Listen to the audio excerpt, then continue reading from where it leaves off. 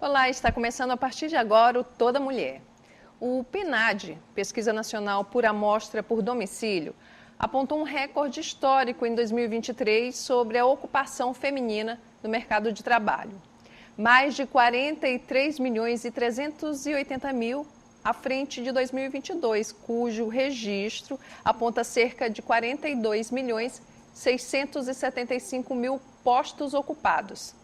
Dados que demonstram um processo de evolução da presença de mulheres nesses espaços, sobretudo nos campos da educação, saúde humana e serviços sociais, no cuidado com o outro. No terceiro setor, elas são a maioria e representam 62% do trabalho voluntário realizado nas organizações não governamentais.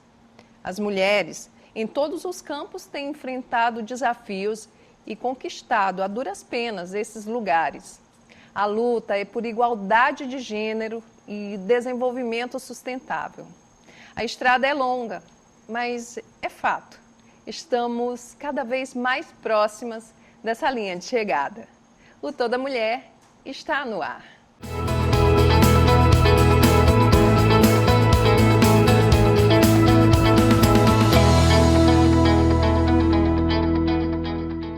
E antes de iniciar a nossa entrevista, para tornar essa conversa ainda mais inclusiva, vou me autodescrever. Eu sou Márcia Carvalho, estou sentada e neste momento apareço no centro do vídeo.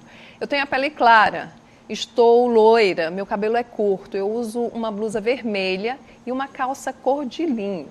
E a convidada do Toda Mulher de hoje é a consultora-geral da Assembleia Legislativa do Maranhão, a bióloga com mestrado em Saúde e Ambiente, é fundadora do Instituto Maranhão Sustentável e cogestora da Casa d'Arte, Centro de Cultura. Luzenice Macedo, seja muito bem-vinda ao Toda Mulher. Obrigada, Márcia. Muito bom ter você de volta aqui no programa de hoje.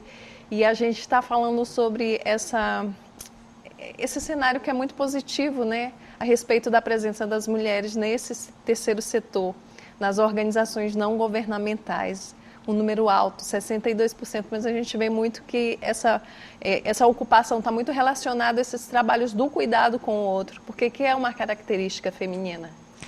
A gente observa, eu tenho, vamos dizer, esse lugar de fala, né? Eu já trabalho com a organização social há 13, 14 anos, e esse lugar de tecer, cuidado, cooperação, escuta, ele é muito ocupado pelas mulheres, né? E acho que os números refletem isso. Na medida que as organizações vão se ampliando o seu alcance, vão se formalizando, vão captando mais parcerias, as mulheres naturalmente vão galgando esses espaços, especialmente nas organizações de base comunitária.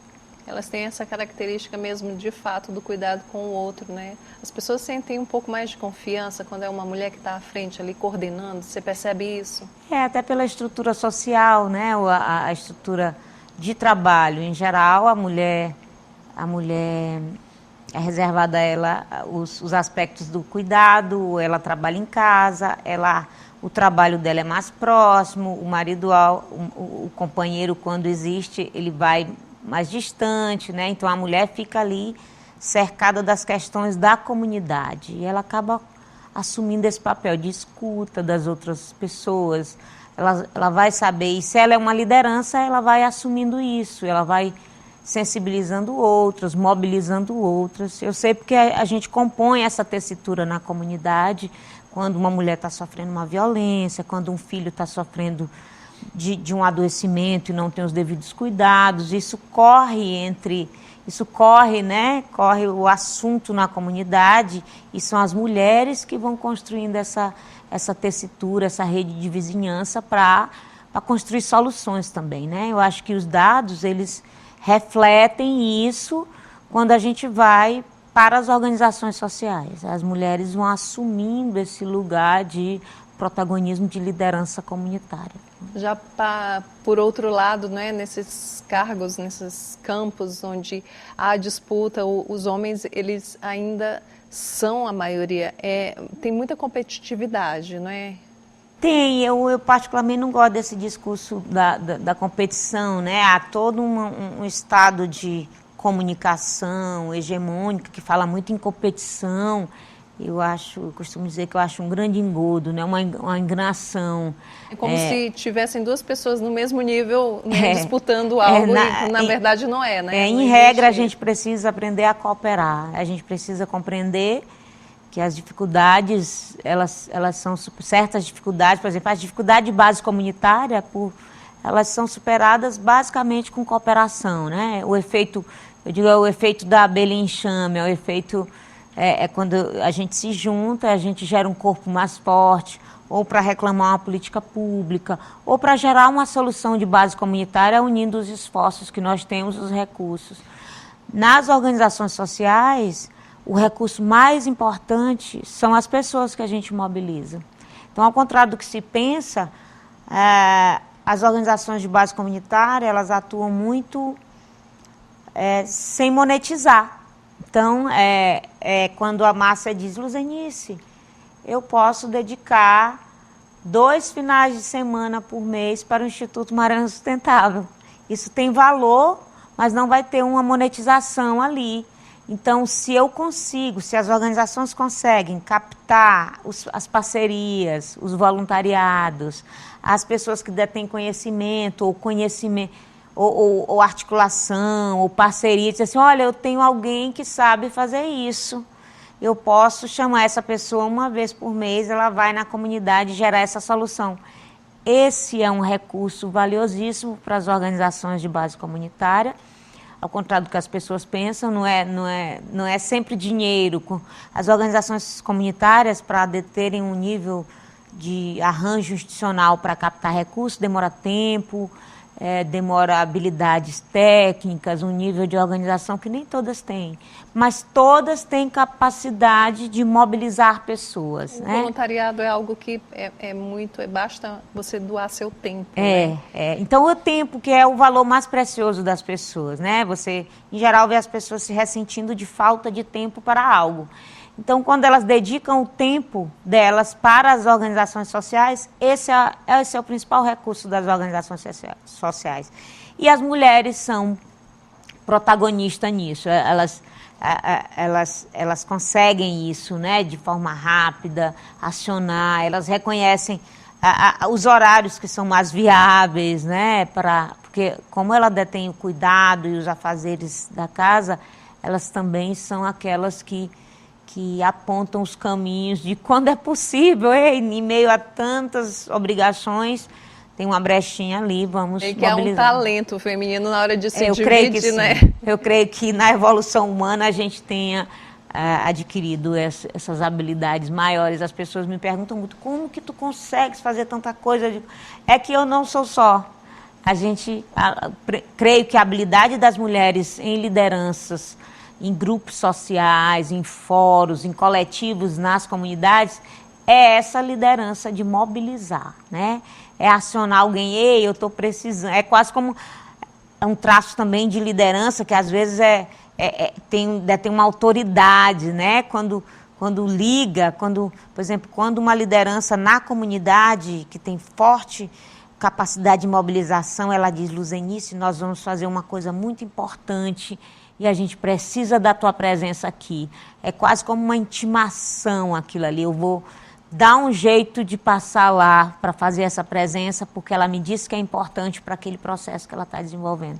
A presença legitima, não é? Sim, fortalece. Aquela ideia que eles estão procurando, porque de fato quando você se coloca nesse lugar de ser, por exemplo, uma pessoa que funda, né, um instituto, que está ali com cuidado com a comunidade, você representa aquela comunidade. Sim, ela vê na gente essa capacidade de unir também. De unir, de mobilizar recursos, de encontrar soluções, né, de escuta, de confiança, de apoio. É uma responsabilidade enorme que eu sei que todas as mulheres que detêm liderança carregam. Né? Agora, a Luzenice também é a primeira mulher consultora-geral da Assembleia, né, Legislativa. Assumiu, né, essa posição, esse cargo aqui na Assembleia, a primeira mulher na história.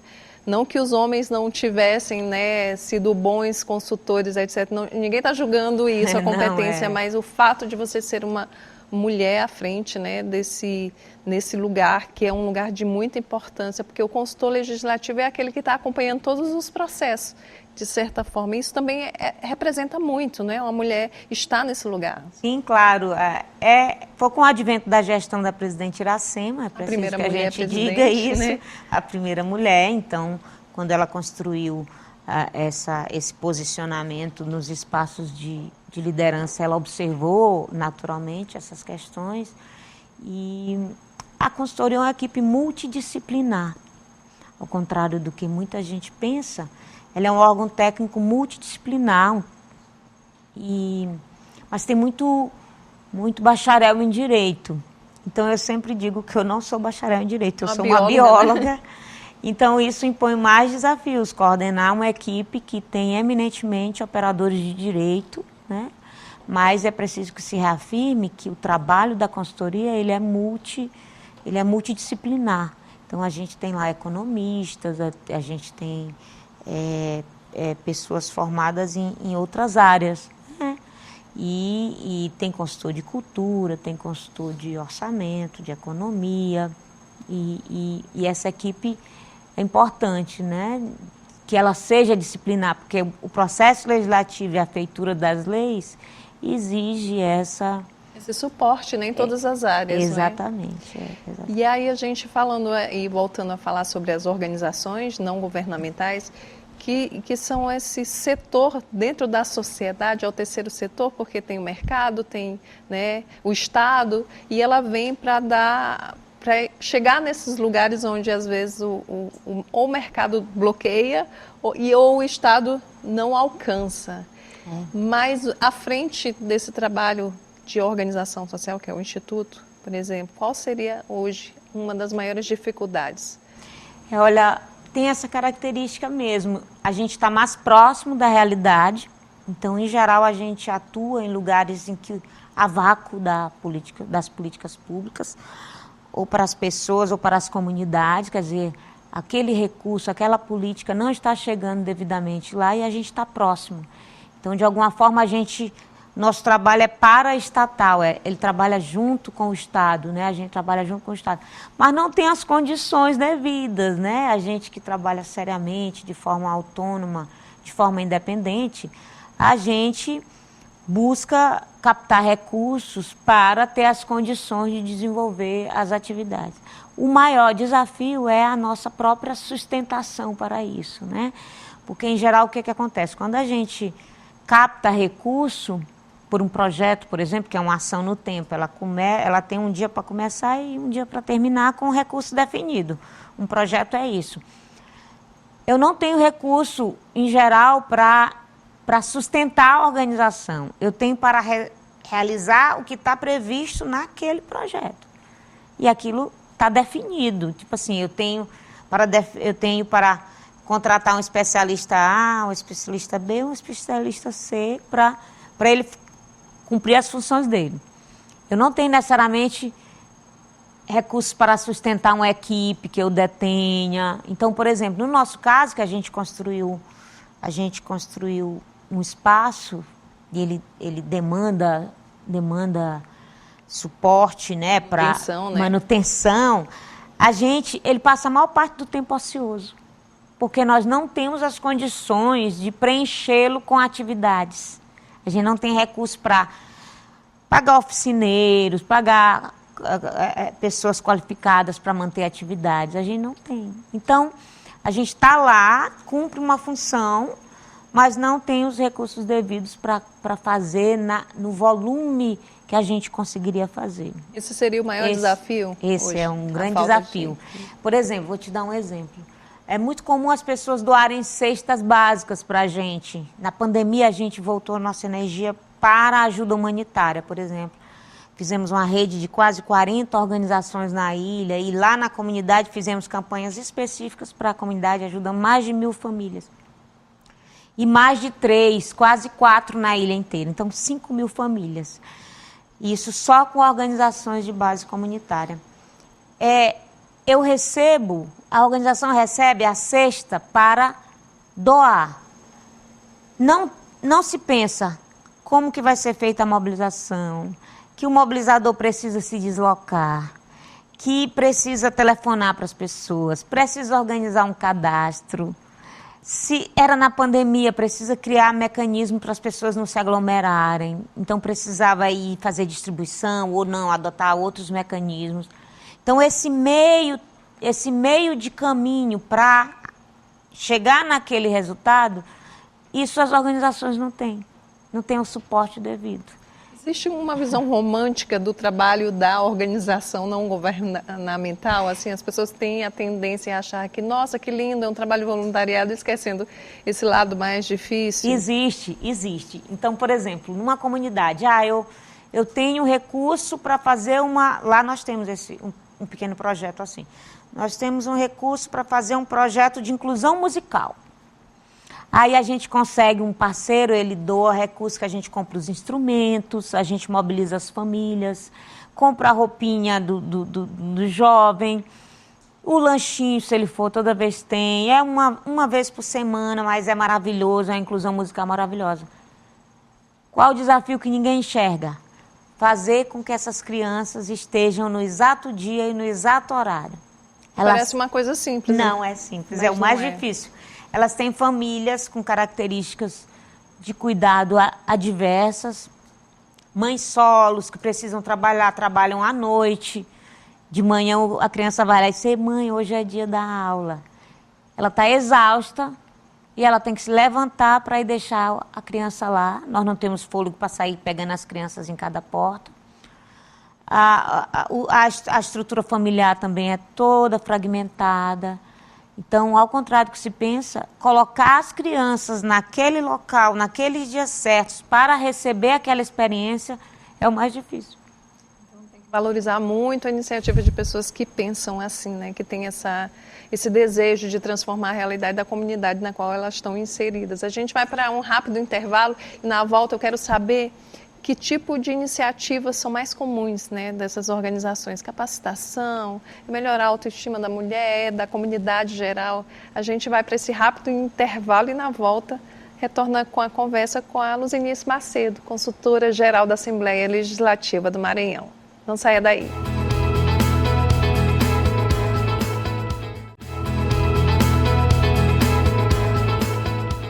Estamos de volta pela TV Assembleia e redes sociais com Toda Mulher. Hoje o papo é com Luzenice Macedo, consultora-geral da Assembleia Legislativa do Maranhão. E a gente estava falando sobre as iniciativas das organizações não governamentais que estão ali pertinho da comunidade, né? Que tipo de demanda é a principal? Então, as comunidades, elas têm muitas demandas, né? E acaba que você, com aquele conjunto de iniciativas, você passa a ser uma referência. E as demandas chegam, né? Elas têm demandas muito imediatas, né? Às vezes são as necessidades básicas, como as que envolvem a alimentação, por exemplo, né? Quando elas têm notícias que têm cestas básicas para doar, é um negócio incrível. A gente procura atuar para gerar emancipação, né? Gerar formação. Mas as atividades de formação também têm um desafio, que é essa questão ligada ao cuidado, né? As mulheres são aquelas que cuidam de tudo e a gente tem muita dificuldade de colocá-las em processos de formação longos. Então, é um desafio. Então, a gente procura fazer essas atividades de formação que elas tenham um resultado mais rápido. Elas já conseguem sair dali com aquela experiência, então, aperfeiçoar a produção de alimentos, né? Numa linha que elas possam vender. Artesanatos. Esses processos mais rápidos, em que elas enxergam a resposta de forma mais rápida. Um artesanato que elas aprendem, elas já consigam vender, salgados, bolos, doces, porque elas rapidamente elas mandam notícia que já tem demanda, que já estão fazendo para vender. Então, essas formações mais rápidas, as pessoas da comunidade, elas materializam também mais rápido os benefícios, essas são. Mas a gente precisa dizer que a gente não opera só no que eles demandam, né?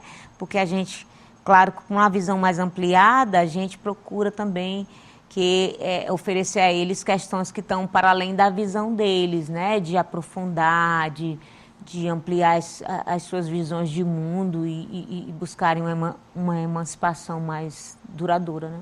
Isso é muito importante para quem tem pouco, né? E aí consegue receber algo em troca que às vezes parece pouco, mas pode transformar uma vida, não é? Alguém que consegue desenvolver o trabalho com artesanato e de repente vender ali na internet, a utilização das redes sociais, não é? Para vender o seu produto também.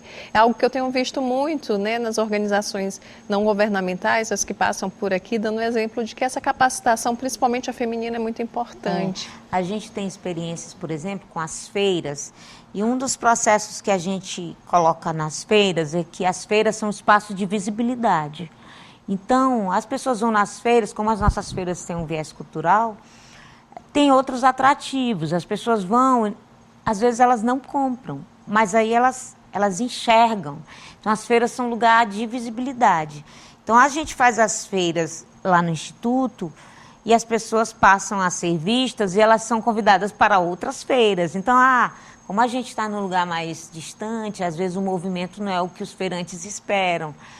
Mas aí eles são chamados a outras feiras mais movimentadas, em que as vendas são mais rentáveis. Então, também isso é um processo deles compreenderem que estar nos locais, se articulando, dialogando, como o bom maranhense diz, se amostrando, é também um investimento, né? Então, a gente dialoga com elas, especialmente nesse sentido, de se colocarem, se mostrarem, porque os espaços de visibilidade, eles são espaços de investimento.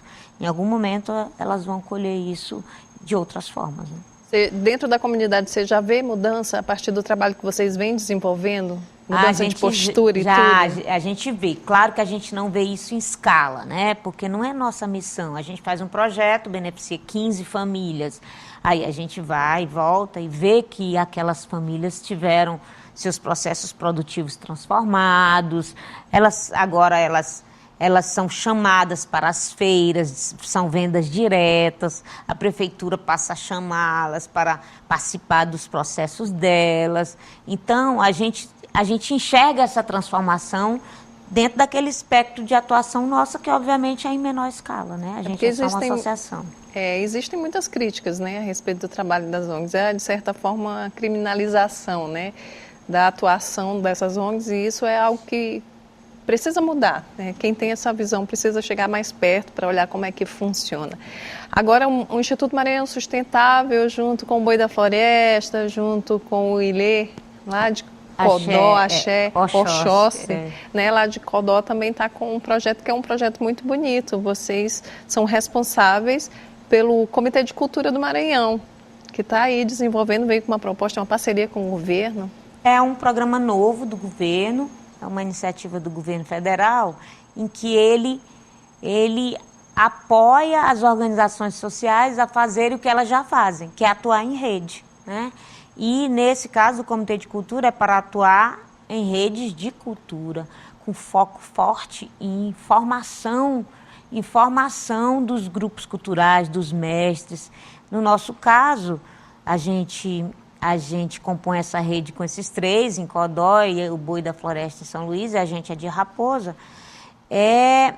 A gente, através das áreas prioritárias que o governo define, a gente escolheu as áreas prioritárias, né, em região de Codó, região de Nunes Freire, e aqui em São Luís, na Grande Ilha, e se estendendo para outros municípios, um total de 22 municípios.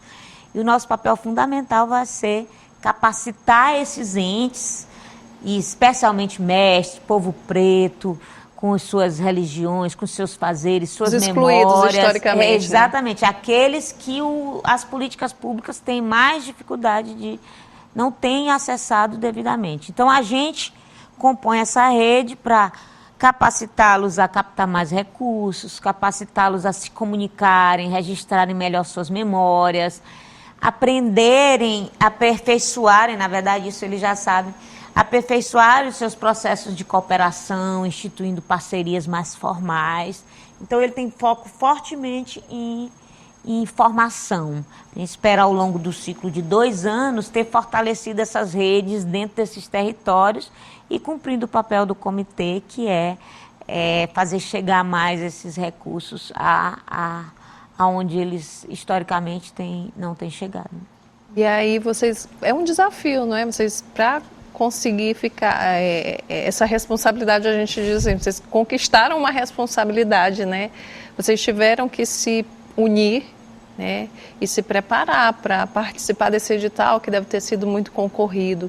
Essa organização, ela é fundamental para as ONGs, né? Essa organização, esse planejamento, é algo que é muito necessário, não é? É o grande desafio, porque se nós olharmos, por exemplo, os grupos tradicionais, os bois, as brincadeiras, esse é o grande desafio deles. Eles existem enquanto processos colaborativos, históricos, ancestrais, né?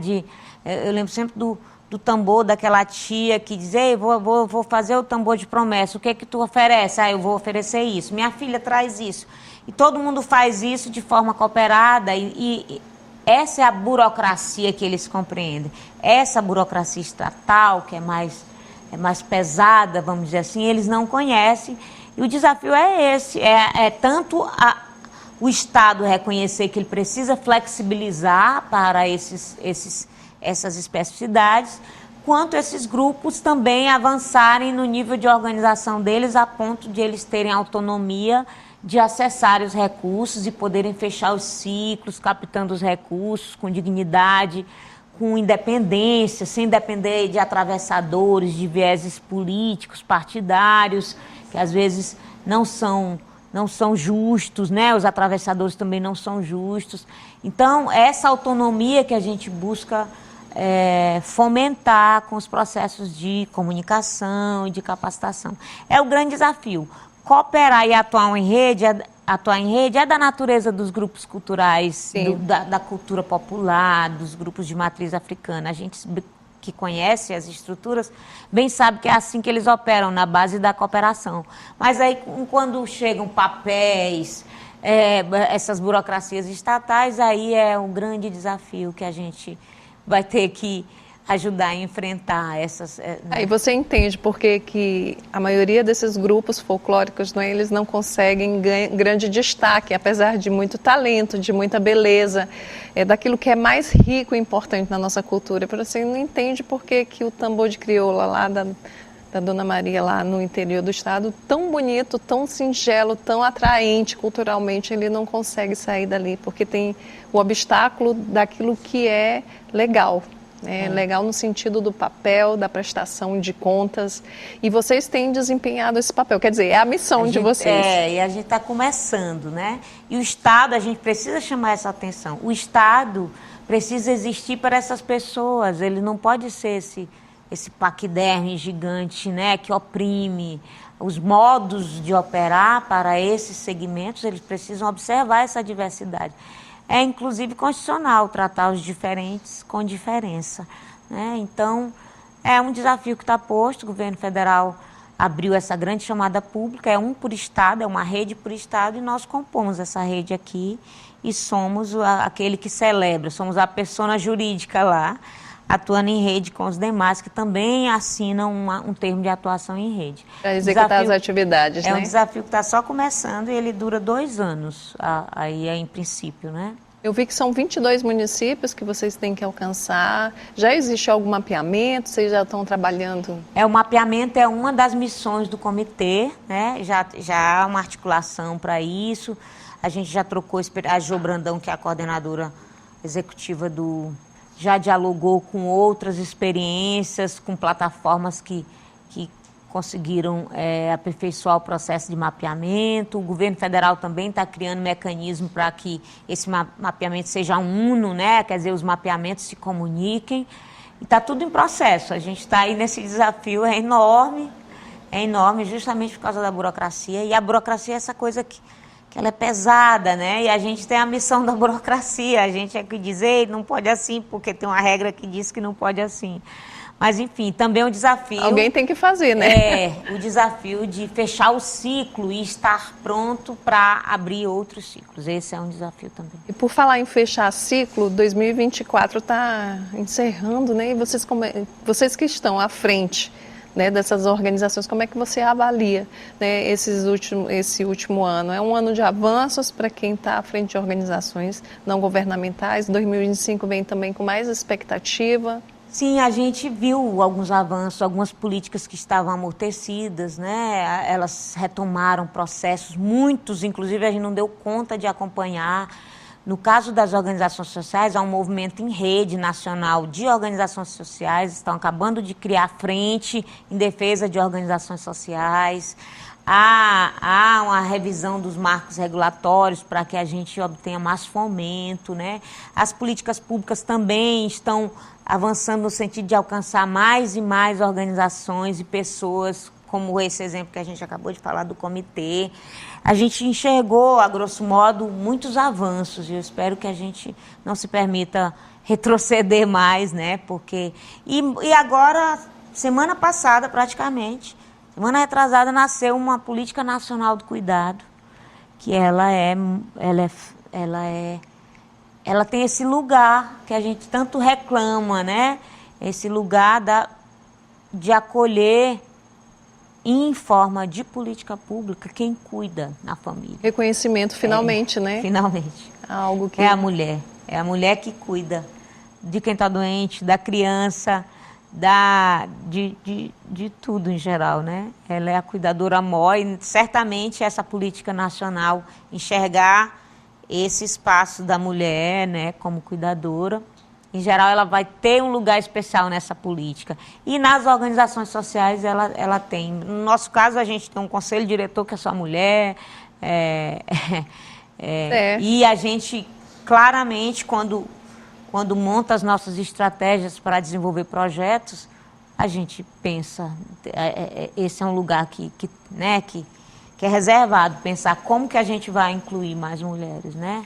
Tem novos projetos surgindo também, a gente está prestes a fazer nascer uma editora social e a gente quer publicar muitos livros e, de obviamente, a gente vai observar autoras mulheres. Né?